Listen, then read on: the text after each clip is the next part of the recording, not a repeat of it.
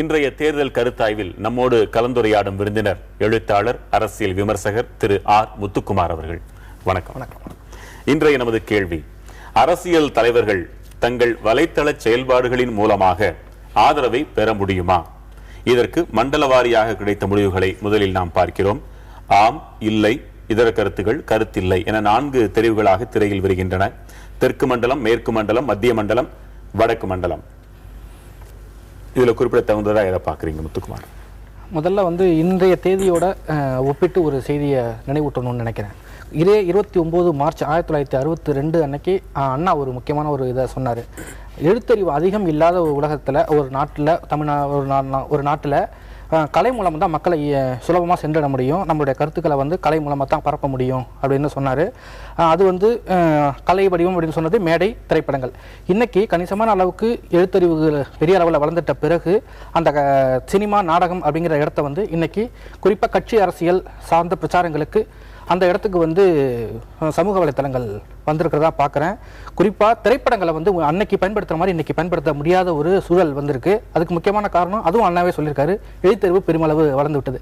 இனிமேவும் இந்த சினிமா வச்சு பெரிய அளவில் மக்களை வசீகரிக்க முடியாது அப்படிங்கிறது முக்கியமான காரணம். அடுத்தது இன்றைக்கி இந்த பொதுவாக மக்களை வழிநடத்துவர் தான் தலைவர் அப்படின்னு சொல்லுவாங்க. ஆனால் இந்த விஷயத்தில், இந்த சமூக வலைத்தளங்கள் விஷயத்தில் இது அப்படியே தலைகீழாக மாறி இருக்கிறதா நான் பார்க்குறேன்.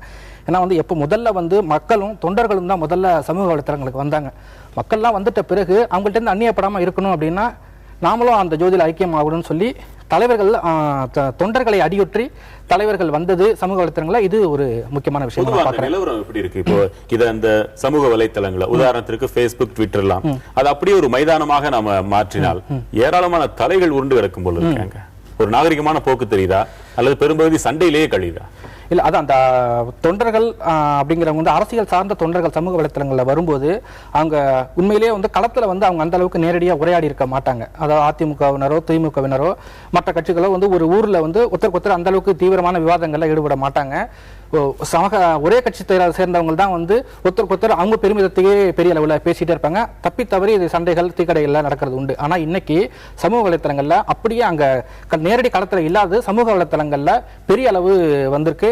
2 கட்சிக்காரர்களும் மோதிக்கிறது, கடுமையான வார்த்தை யுத்தங்களை ஈடுபடுறது, அது ஒரு கட்டத்தில் அருவருப்பு ஆபாசம் அப்படிங்கிற கட்டத்துக்கு உயர்ந்திருக்கு. இது எந்த வகையிலும் அந்த ஸ்பேஸ் கிடைச்சதை ஆக்கப்பூர்வமாக பயன்படுத்தாம இதை வேற வகையில பயன்படுத்துறது இருக்கிற வரைக்கும் இதுல நிம்மதி. சரி, இதுல மண்டல வாரியாக பார்க்கும் பொழுது அதிகபட்சமாக வடக்கு மண்டலத்தில் 60% பேர், ஏறத்தாழ 59.26% பேர் ஆமா இவங்க வலைத்தளங்களின் செயல்பாடுகளின் மூலமாக கூட ஆதரவை பெற்றுவிட முடியும்னு நம்புறாங்க. இந்த ஆதரவை பெற்றுவிட முடியும் அப்படின்னு நான் பார்க்கறத விட தாக்கத்தை ஏற்படுத்த முடியுமா முடியாதாங்கிறதா முக்கியம்.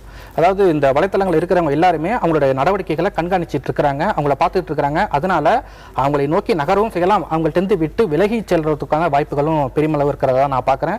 அதனால வெறுமனே வலைத்தளங்களை வச்சு ஆதரவை பெற்ற முடியும் அப்படின்னு நான் சொல்ல முடியாது, தாக்கத்தை தான் ஏற்படுத்த முடியும். வயது வாரியான முடிவுகளை அட்டவணையில் அடுத்த பக்கத்தில் நாம பார்க்கலாம். 18 to 25 வயது வரையுடைய இளைஞர்கள், 26 to 35, 36 to 50, 51 வயதிற்கு மேற்பட்டவர்கள் கிடைத்த முடிவுகள் சதவிகிதங்களாக திரையில் நாம பார்க்கிறோம். இதுல 36 to 50 வரை இருக்கக்கூடிய வயதினர் அதிகபட்சமாக தங்களுடைய கருத்தை தெரிவிச்சிருக்காங்க. 65.57% ஆதரவு பெற முடியும் அப்படின்னு சொல்லி. அது வித்தியாசம் ஆவரேஜ் அங்க தாண்டி இருக்கு. எல்லாம் 50, 58 இதுக்குள்ள இருக்கு, அது 65 இருக்கு. அதாவது இதுல தாக்கத்தை ஏற்படுத்த முடியும்னு இந்த 4 பிரிவுகளை பிரிக்கிறப்போ 18 முதல் 25 வயதுங்கிறக்க முதல் முறையா வாக்களிக்க வராங்க அப்படின்னு நம்ம சொல்லலாம். ரெண்டாவது 26 to 35ங்கிறது ஏற்கனவே இளம் தலைமுறை வாக்காளர்கள் அப்படின்னு அவங்கள சொல்லலாம். மாறா அந்த 36 to 50ங்கிறது 65.57% இருக்கு. இது இவங்க 2 தலைமுறையையும் இட்டு நிரப்பக்கூடிய, இவங்களுக்கு பாலமா செயல்படக்கூடியவங்களா இருக்கிறாங்க.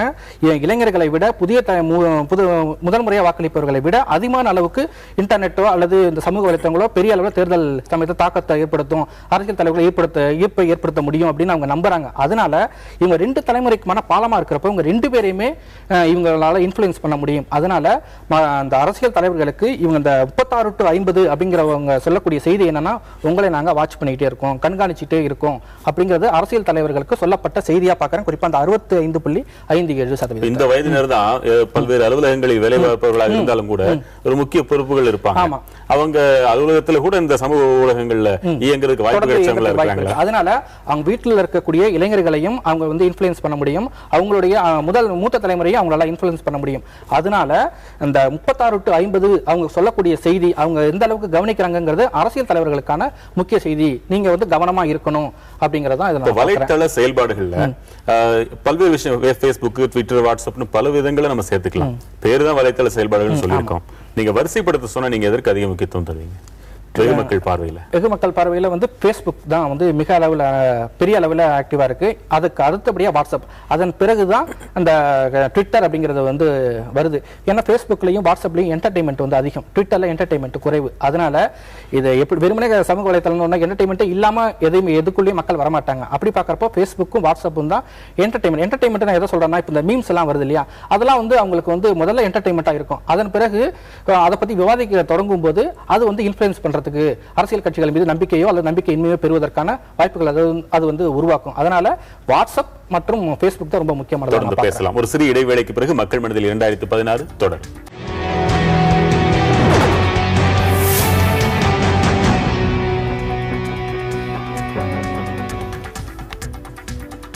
மக்கள் மனதில் 2016 என்ற தலைப்பிலான புதிய தலைமுறையின் தேர்தல் கருத்தாய்வில் இன்று நாம் பார்த்துக் கொண்டிருக்கும் தலைப்பு, அரசியல் தலைவர்கள் தங்கள் வலைத்தள செயல்பாடுகளின் மூலமாகவே ஆதரவை ஓரளவிற்கு பெற்றுவிட முடியுமா என்பது.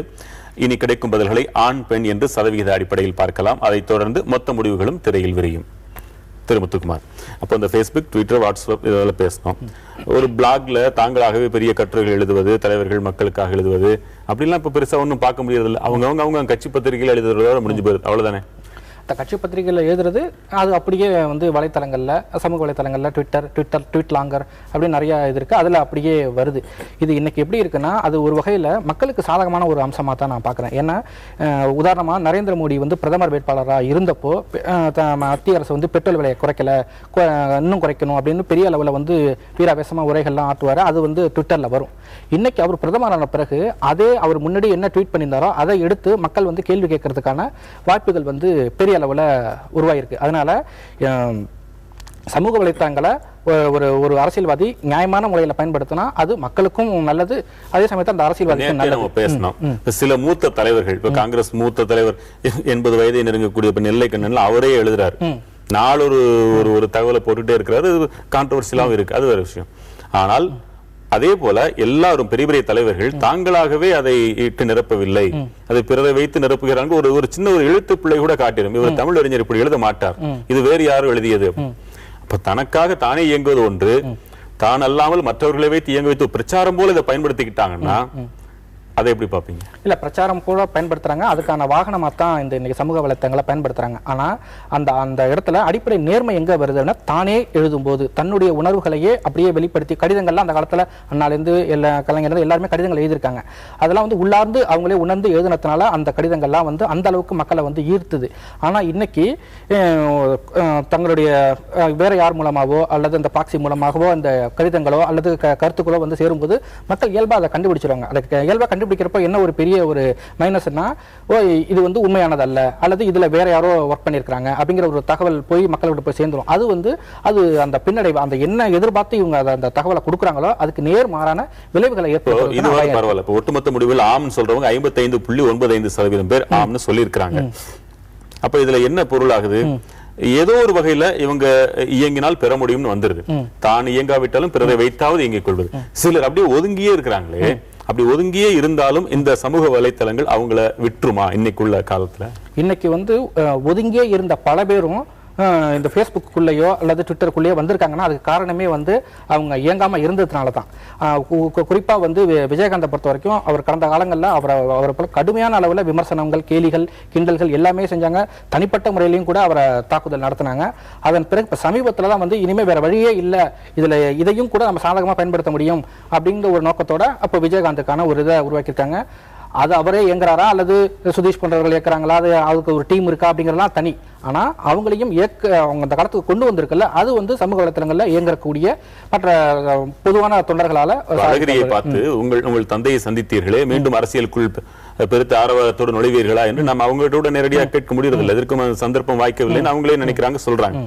ஆனா Facebook காட்டி கொடுத்துருது அவர் பேர்ல இருக்கக்கூடிய பக்கத்துல ஐ ஆம் பேக் அவரே சொல்றாரு. இது எவ்வளவு பெரிய ஒரு செய்தியை அந்த வலைத்தளத்தின் மூலமாக சொல்லி விடுகிறது. ஆமா, நிச்சயமா அதுக்கான வாகனமா தான் அவங்க பயன்படுத்துறப்போ அதுல இருக்கக்கூடிய செய்திகளை மக்கள்கிட்ட கொண்டு போய் சேர்க்கறது தான் முக்கியம். அதாவது அவங்க முன்னுக்கு பின் முரணான கருத்துக்களை சொல்லும் போது கூட நீங்க இந்த மாதிரி சொல்லியிருக்கிறீங்க அப்படின்னு செய்தியாளர்களோ அல்லது செய்தியாளர்கள் கூட ரெண்டாம் பட்சம். இப்ப மக்கள் ஒவ்வொரு தனி மனிதனும் இன்னைக்கு ஊடகம் ஆயிட்டான். அதனால அவன்கிட்ட அரசியல்வாதிகள் தப்பிக்க முடியாதுங்கிறதுக்கான உதாரணமா வந்து இன்னைக்கு வந்து சமூக வலைத்தளங்கள் மாறி இருக்கதான் நான் பார்க்கிறேன். இது அப்படியே வாக்காக மாறும் என்றால் எத்தனை சதவீதத்திற்கு இதை மதிக்கலாம்?